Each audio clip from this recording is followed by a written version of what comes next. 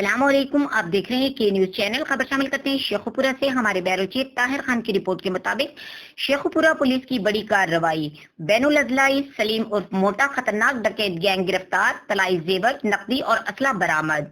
تفصیلات کے مطابق ڈسٹرکٹ پولیس آفیسر شیخوپورہ غازی صلاح الدین کی خصوصی task force D S P city circle میاں خالد محمود کی زیر نگرانی میں ایس ایچ او تھانہ صدر شیخوپورہ اور اس کی ٹیم نے اپنی تمام تر مہارتوں اور جدید ٹیکنالوجی کی مدد سے اور وسائل کو بروئے کار لاتے ہوئے دن رات کی کوشش کے بعد خطرناک ڈکیت گینگ سلیم عرف موٹا کو گرفتار کر لیا۔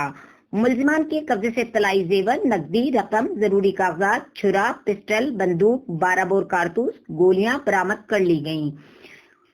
اس گینگ نے چند روز قبل جبراں کے تاجر سیٹ مشتاق کے جمع سالہ بیٹے علی رضا کو دوران ڈکیتی قتل کر دیا تھا۔ یہ گینگ 7 افراد پر مشتمل تھا، جس میں ان کا ایک ساتھی ہلاک ہو چکا، 5 گرفتار ہیں اور ان کا ایک ساتھی فرار ہے۔ یہ گینگ واردات سے پہلے ریکی کرتے تھے، بعد میں رینٹ پر گاڑی لے کر گھروں میں داخل ہو کر لوگوں کو یرغمال بنا کر اور ہراساں کرنے کے بعد فائر کرتے ہوئے ڈکیتی کرتے تھے۔